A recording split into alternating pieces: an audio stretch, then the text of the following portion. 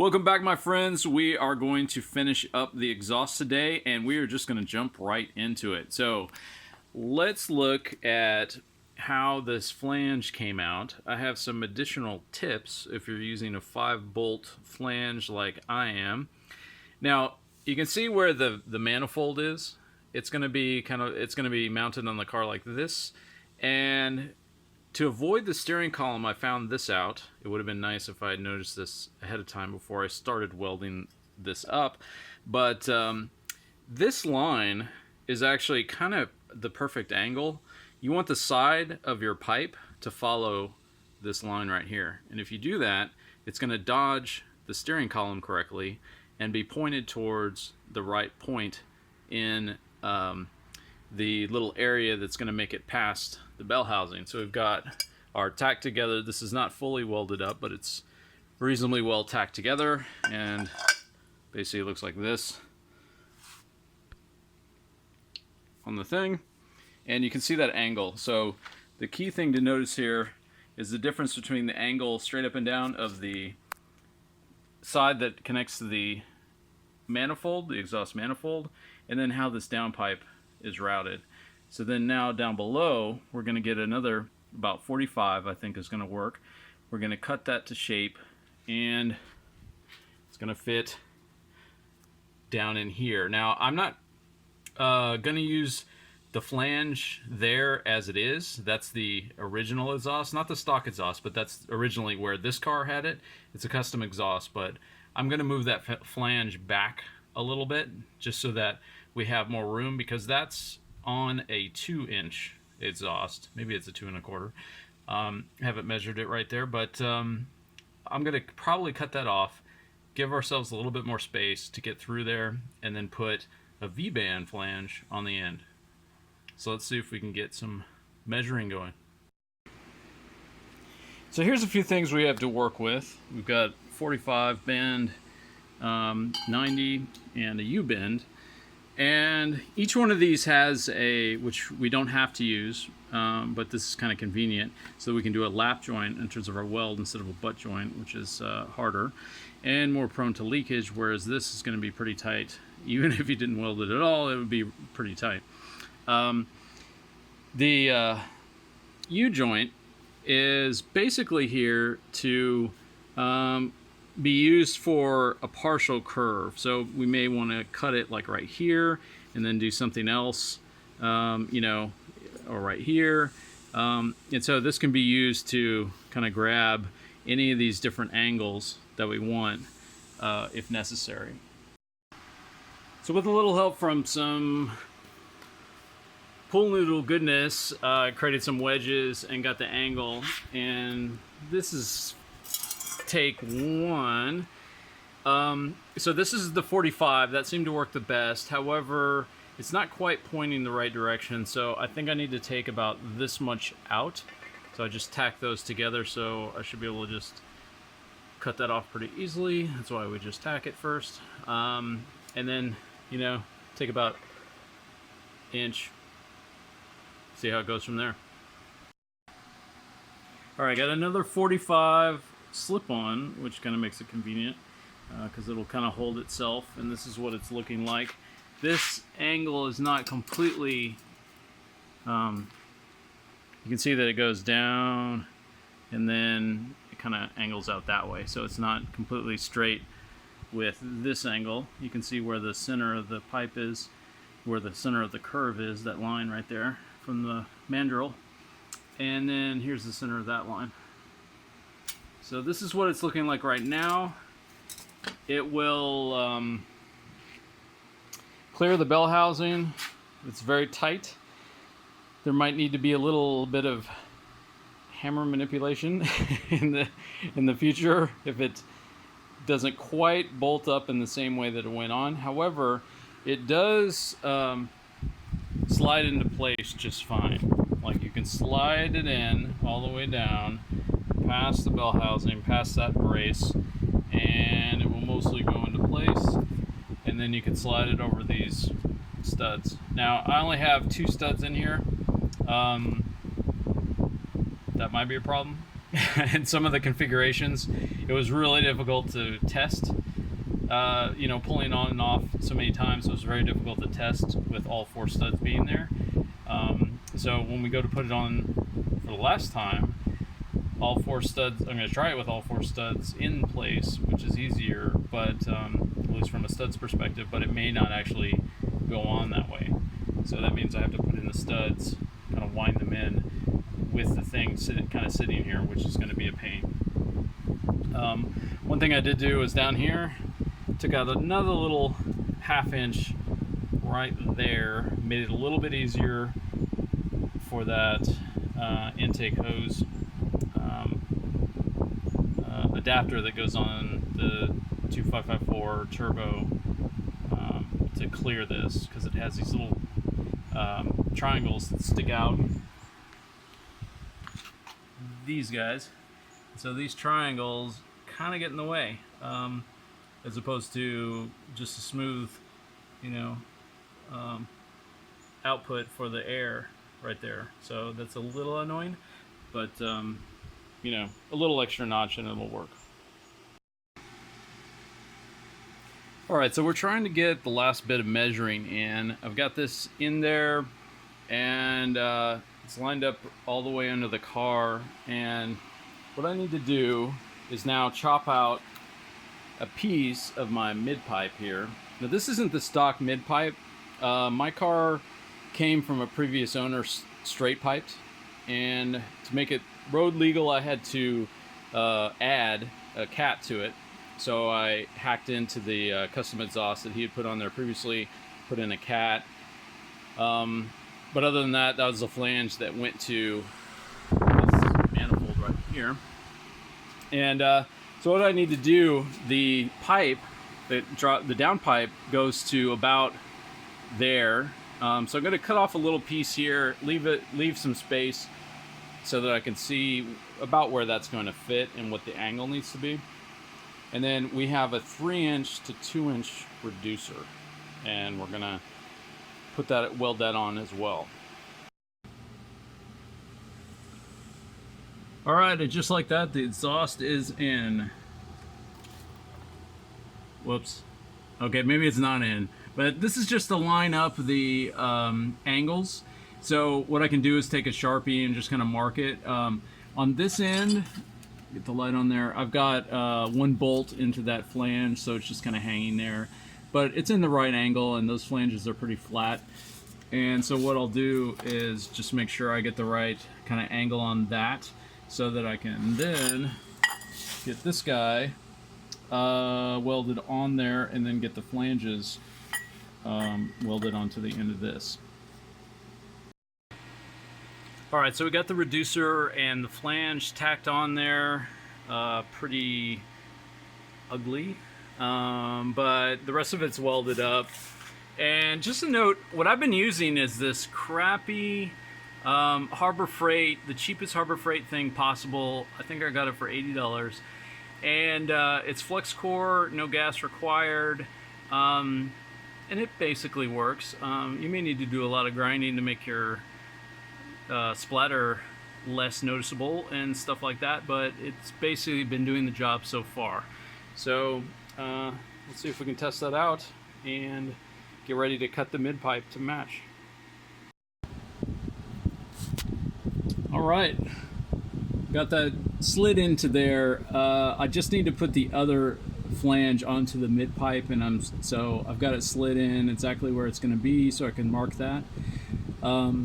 It's looking really good. It scared me for a moment because with that big old flange, I was afraid that it wasn't going to slip down, you know, through past the transmission housing, but it was able to Tetris its way, you know, past all the obstructions and get down there with that flange on there, so that's perfect.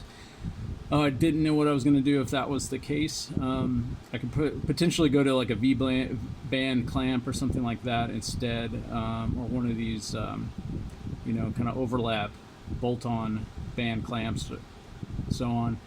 And yeah, so this is on there. I've got this loosely on there on this side, just to show that you know, everything's matching up. There is a little bit of wiggle room just because of the hangers and the rubber bushings that are attached to the hangers, but that's looking pretty good. So basically I can lop off a good 2 inches off of the mid pipe and put the other flange on there, and then we should be all set.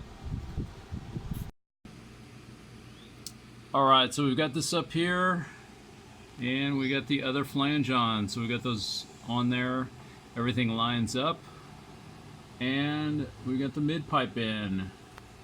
So the next thing we have to do is determine where we want to put the O2 sensor. So let's go over to the bench. All right, so if you look at our original manifold, this is our naturally aspirated header, you can see the O2 sensor bung was down here, and it's looking to be about 18, maybe 20 inches away from the actual exhaust ports at the top. And that's about right. You want to have enough heat to warm up the O2 sensor relatively quickly, but you don't want it to be so close that it's got too much heat. And on a naturally aspirated car, this, or maybe a little bit closer, I think maybe stock might be kind of more about there. This is about right. But on a turbo car, it's going to be producing a bit more heat because of the extra power, and you may want to move that a little bit further away. It should never be any closer than 18 inches, and it can definitely be farther. It just depends on your flanges that you have set up and where is a convenient place to put it. So now that we've got our custom-made measuring device here, we can position this in the place that it needs to be. Now, the O2 sensor should, you'll see instructions. If you have a wideband O2 sensor, there should be instructions that came with your device, and it will show you where it needs to be installed on the pipe. And we look at a pipe here, and we look at where the O2 sensor can be. We want it to be anywhere from a slightly above parallel all the way around. It can go anywhere to something like that. So it should never be less than parallel, and it should never be coming up from below. So now you can put it in on part of the downpipe as well, but the same thing applies. It should be facing downwards a little bit, but in that case it can kind of go anywhere around it if the pipe is actually going straight up and down versus horizontal like I'm showing here. The reason for that is your exhaust produces moisture, condensation, just from the exhaust process. The exhaust gases combine with oxygen and it forms water vapor. That's why you see water vapor spitting out of your muffler in the morning, is because that water vapor condenses, it cools as the exhaust cools, and it pools in the muffler in this case. But also there may be water vapor in any part of the line. It's a small amount of vapor. It burns off, you know, in seconds really after you start the car. However, O2 sensors are very sensitive to this. So if you have water vapor literally on the O2 sensor, as it warms up, it can crack the delicate ceramics that are surrounding it, or it can just in general mess up the sensor. And so we do not want that. So we design our placement so that if water vapor accumulates, it's going to drip off of it. There's not going to be a lot of vapor, and that's fine. Basically, it can deal with that. So that's another thing to keep in mind where we're going to place this. I should also note that most O2 sensors today, and pretty much all wideband sensors, which is what you should be using if you're going turbo here, are heated. And so they do not require as much direct heat, like in the old days, from the engine to make them work. So that means they can be mounted farther away, which is better for the life of the sensor. And so mounting a little bit farther is going to be better than mounting too close. Most O2 sensors have the heater, so when you turn on the car, it starts heating it up immediately, and basically within 30 seconds, it's ready to go and provide accurate readings. That's pretty much any sensor that you can think of. And so it doesn't make sense to mount it too close. All that's going to do is reduce the life of your sensor. All right, so looking at what room we have here. There is not a lot. If I look at my little hose here, you can see all the way down here on the side, which would be the easiest to access, not enough room. You can potentially get to it here, but if you look carefully, it is breaking my rule of being parallel to the ground, and so, or higher. So that's not going to work. Now, what we can do is probably get up on top, which makes it a little bit more difficult, to access, right about there. But it's not impossible, and that should work. What you can use in this case is a little tool that looks like this. And so what this does is you would be able to slip it on top, and this part would stick out, and then you get an extension on that and break it loose. So that's not too bad. Once you've broken it loose, usually you can just sort of twist it off by hand, or you can get a like a flex head, type of wrench in there, and you can get it off. So I think that's what we're going to do. It points straight down, which is actually pretty optimum, and that's a good position.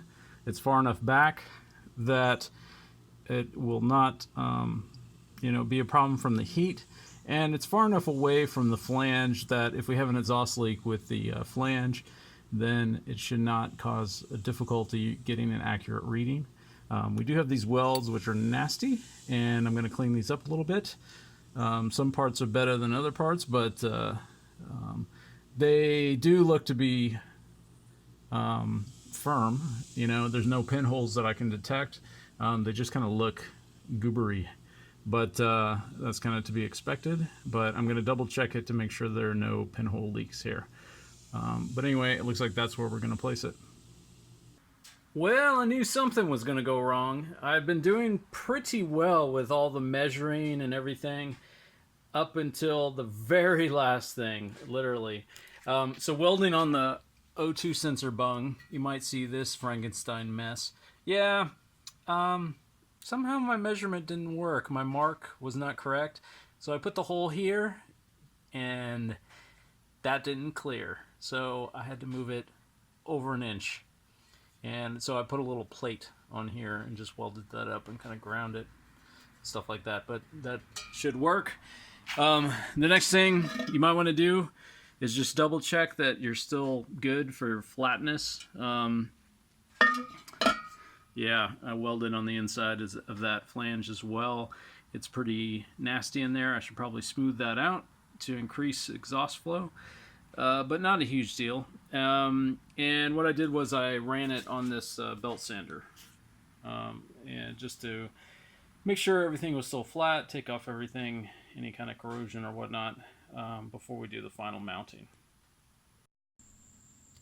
So putting this into the car for the final install is a little bit interesting. You're going to want to come up with your own game plan and steps to follow to get it in correctly. Now, what I've been doing is, for all these test fits, I've just been bolting the downpipe to the turbo, winding it into the bay down there, and through some kind of twists and turns you can make it fit, and then it will slide over these top two studs. And so these studs have just been in here like this. Before you put it on, basically you need to put this on as well, and make sure you have your T-bolt clamp. It's much easier to put this on when the turbo is loose, so you're going to want to do that. And that's the downpipe. For the manifold bolts, what I did was, and for this also, it's much easier to, you can see how tight that is right there. That was part of the problem in creating this downpipe, was just the angles needed plus how tight everything was. So I basically had to work on some of these nuts a little bit at a time as I dropped it down over the rest of the studs. So step 2 is going to be getting the studs ready for the manifold. And so these two studs are the ones underneath. We're looking at it from the bottom of the turbo. This is the oil drain. And these are nearly impossible to get nuts on because you can't see them. There's almost no space in here to even get your fingers on here to thread the nuts on there. And so what I did was I took these, again, with the copper locking nuts, they kind of stay put. And so what will happen is I'll be able to slide this in and out, but they won't fall out as I mount it. And then once I do, I'll be able to spin the studs into the manifold as I tighten it down. And the top two ones are a lot easier to get to. So right there, and then this one in the corner right there. So once you got those two bottom studs in there, then we can put on our lines for the last time. And we've got our oil drain. We can get that on there. So those will just be kind of hanging off of it. And we've got our other water line. So as it goes in, you'll sort of redirect this down to where it needs to go. The bigger one towards the our mounting point for the drain, and the smaller one to the block, in this case, the side of the block where the water feed is. So we'll be able to get everything bolted up. Before bolting it to the manifold though, to give yourself a little bit of extra room to work your hand down in here to tighten this to various things, like especially the water line to the block, you can leave this loose first, tighten that. These are already tight on the turbo itself, but you'll have to tighten this one to the block. So you have to be able to reach in there somehow and get to it. You might be able to reach it through the wheel well, but I think it's going to be a little bit easier coming in from the top.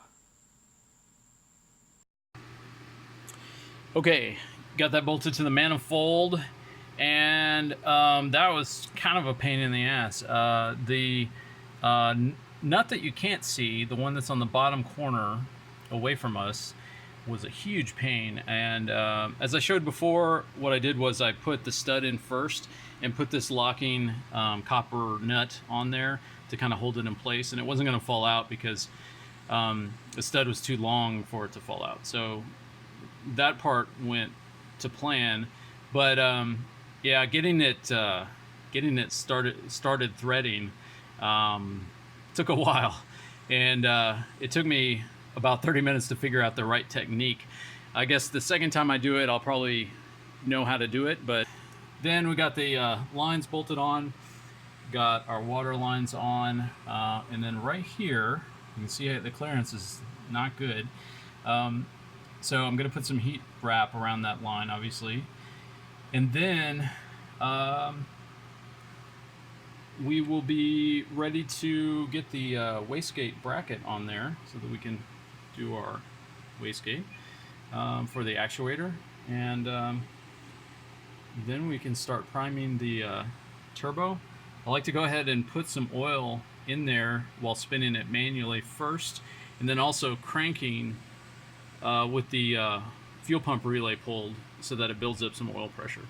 But we crank down the oil line at the bottom, the oil drain, and the oil feed line is sitting right here, and that'll be screwed in after we prime the turbo, and we should be all set. I'm charging the battery right now because it's quite low, but should be very close for a first start. I went ahead and made a super easy bracket for the wastegate actuator. Now, this thing is, I got this from Miata turbo.net, username Leafy, and this is just an exhaust clamp. It's a 2-inch clamp and some 1/2-inch square stock, and it just bolts onto one of the studs that's in the compressor housing, and then the other side is just normal. Sorry, and the other side is normal, and then we're gonna just take our hose. For now, we're just going to connect it straight up to the compressor. We'll get into different ways of connecting up your wastegate actuator hose. Okay, it started. I got so excited I forgot to film the start. Oh yeah, I love that. So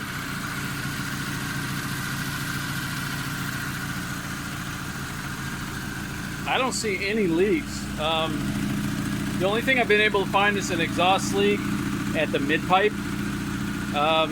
That flange is just not great, and I don't have a gasket.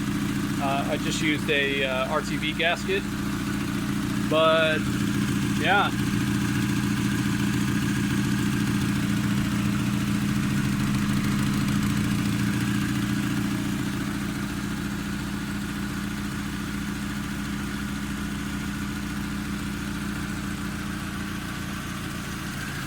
It did a big burp and spilled a lot of coolant, but then it went down by a long way, and I refilled it and capped it. So now I'm just kind of keeping an eye on the reservoir. This is hot right here, so coolant is flowing through the reroute.